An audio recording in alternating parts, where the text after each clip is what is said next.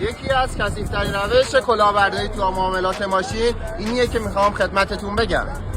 رفتی ماشینی پیدا کردی 50 میلیون زیر قیمت بازاره، فکر می‌کنی خیلی زرنگی، در صورتی که اون طرف که ماشین رو 50 میلیون زیر قیمت گذاشته 10 قدم جلوتر از شماست. هولم می‌کنی 50 میلیون زیر قیمت ماشین رو پیدا کردی، سریع زنگ می‌زنی کارشناس میاد ماشین رو بازدید میکنه، ماشین بدون خط و خش ترتمیز معاملهش می‌کنی، بینه رو انجام میدی و فردا صبح میری محضر، میری بالا کارهای سند انجام میدی، همه مدارک به نامت میخوره، کارا رو که انجام دادی چک تضمین شده رو تقدیم طرف میکنی و پله‌های محضر رو میای پایین، میای سوار ماشین میشی. ماشینی که استارت میزنی میبینی تغییراتی تو ماشین ایجاد شده، میای بیرون پلاک رو نگاه میکنی میبینی پلاک همون پلاکه، دوباره دور ماشین میچرخ میبینی نه ظاهری همون ماشین نیست.